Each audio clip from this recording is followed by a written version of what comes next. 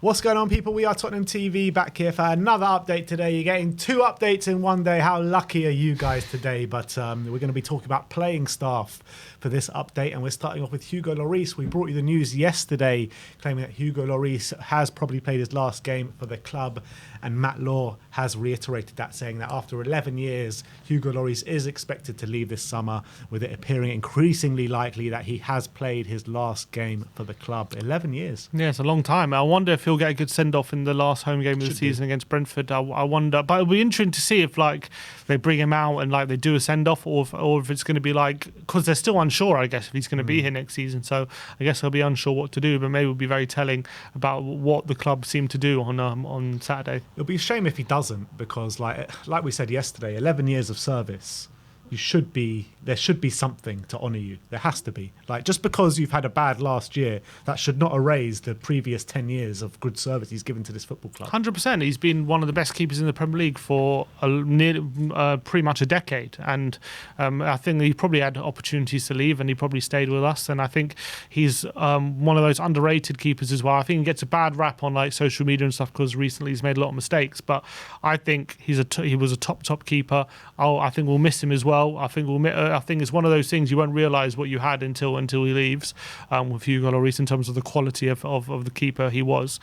Well, obviously it's time to move on at this point, but it'll be interesting to see what happens on Saturday. Absolutely. Let's move on and let's talk about some potential incoming goalkeepers, starting off with David Raya. Matt Law says that Tottenham are preparing to move for a new goalkeeper, with David Raya near the top of the list. Romano says that no changes on the David Raya situation. The plan is to leave Brentford at the end of the season.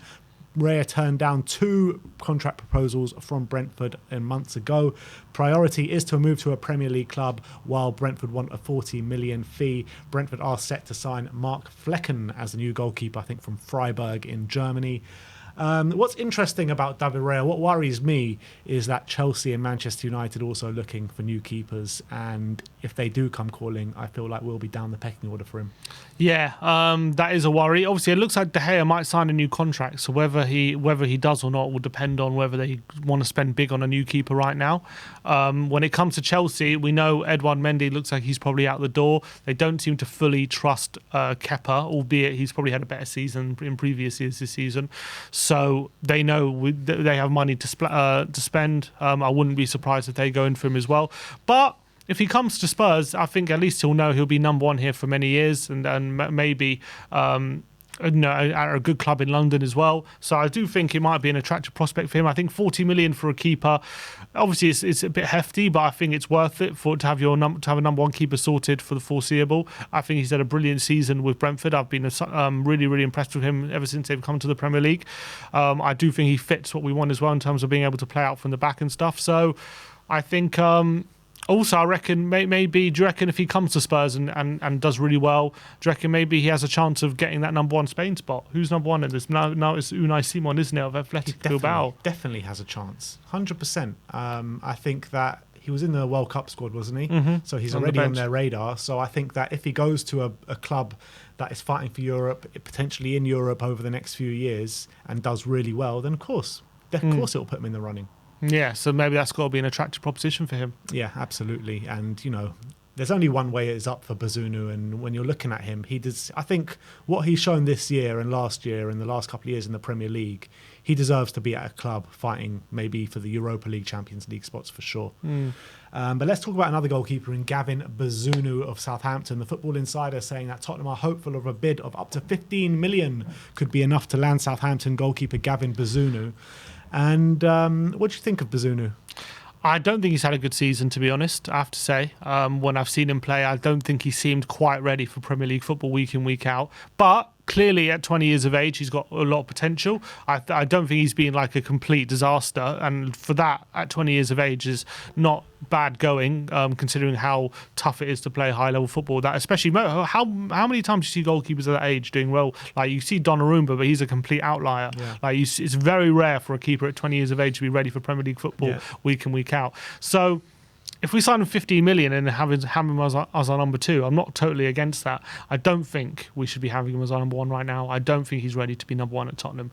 But I do think potentially, maybe even if it's we buy him and we loan him out. Yeah, that was my idea for it. That was my idea. I think that would be great. If you could sign him for like a 15 million, loan him back to Southampton, even for 2 years. It doesn't even have to be for 1 year, even for 2 years. Loan him out, get David Raya in, have Fraser Forster as the backup. I'd be more than happy with that.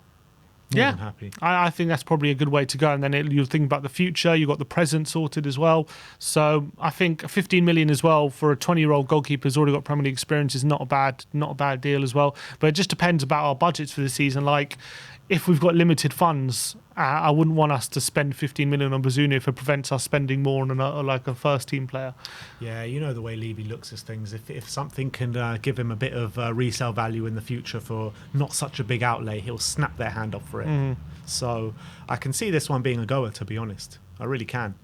But let's move on. Let's talk about his Southampton teammate in James Ward-Prowse, as the Mail are reporting that Spurs are interested in acquiring James Ward-Prowse's services this summer. Southampton obviously already been relegated. He's most likely on the move this summer. We've been linked with him a lot over the past 2-3 years. I mean, would you still take him at Spurs? I think he's probably better than what we have, but I just think that it depends how much of a discount you're now getting now they've been relegated, because they were talking 60 million in the summer because he's got a big, long contract, so they've got no incentive to sell. Now they've been relegated, maybe they need the money. He's definitely going to leave. So it's whether the price drops to like...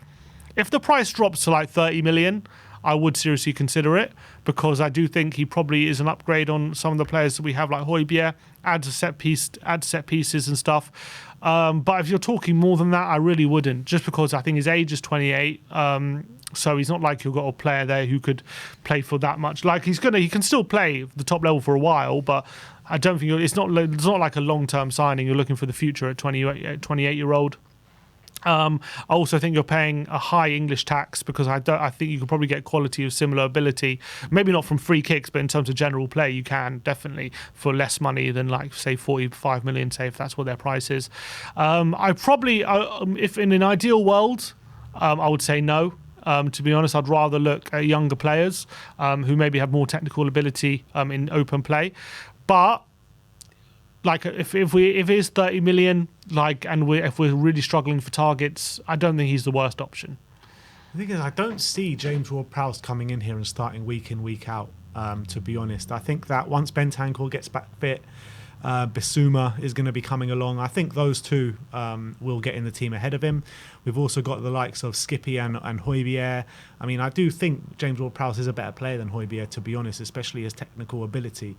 But I do feel like we've got better players than James Ward-Prowse in the Bissoumas and the Bentancurs. So I got a feeling like James Ward-Prowse, he'll be more suited to going to like an Aston Villa or something like that, and, you know, being a main player for them, starting week in, week out.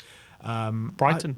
Even a Brighton, yeah. I mean, they're getting for James Milner. I mean, I'm sure they would disregard the James Milner deal to get James Ward-Prowse, that's for sure. But I don't know. I'm not that interested in James Ward-Prowse Well, if it's a cut price deal. I'm sick and tired of these cut price deals not going for our first targets. I want to go for people that we really believe in, like have got longevity as well. And I just don't think James Ward-Prowse is that guy. I'm sick and tired of going for these guys just because they're cut price deals. That's such a Levy move. Fair play, yeah, it's true. But anyway, let's move on to the last topic of the day, and it's not a good one, man. It's regarding Romaine Mundle. Lily White Rose on Twitter claims that he understands Romaine Mundle has turned down a 5-year contract offer from Tottenham Hotspur, and the 19-year-old looks increasingly likely to leave when his contract expires in 6 weeks. So following all the players, Madueke's, Marcus Edwards, all these players that we couldn't find a route to the first team, and it looks like Mundle is going to be another one on that long list. Well, I don't blame him. He's 19 years of age. A 5-year deal takes him to these 24, unless he's like really seeing a pathway to getting minutes. Like, look, I think he's probably looking at this season and thinking, I've been on the bench.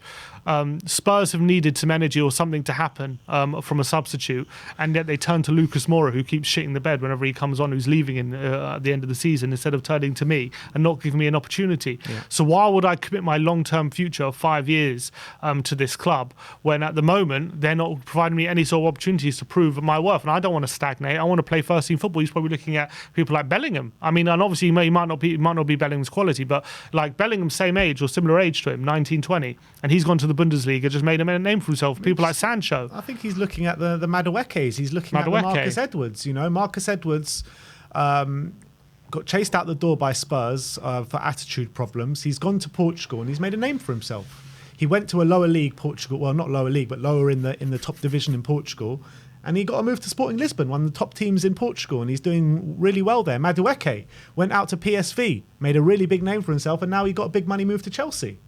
So, I mean, he's got to be looking at that, and that probably goes for a lot of the academy players now. Because we don't look unless we're going to sit down and tell him that next season we see you as part of the first team. We're not going to sign a winger. We're going to actually put our trust in you. And I don't know whether we should or not, because I'm not 100% sure how good he really is. Although I've heard great reviews about him, and from what I see, he clearly seems very talented.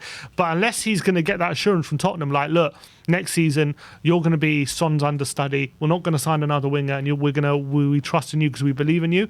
Like, why would he not seek another move? Why would he sign a big 5-year deal where he's going to be locked in for so long, and he's probably going to get loads of loan moves, and he's going to stagnate, he's going to go here, there, everywhere. He wants to be settled. He wants to have a place where he can really show off his talent. And at the moment, Tottenham just isn't that place. Yeah, I mean, there needs to be a clearer pathway from the academy to the first team. It seems to be completely lost at this football club, bringing through academy players into the first team. We got Ollie Skip, who's been in the first team now for a good 2-3 years.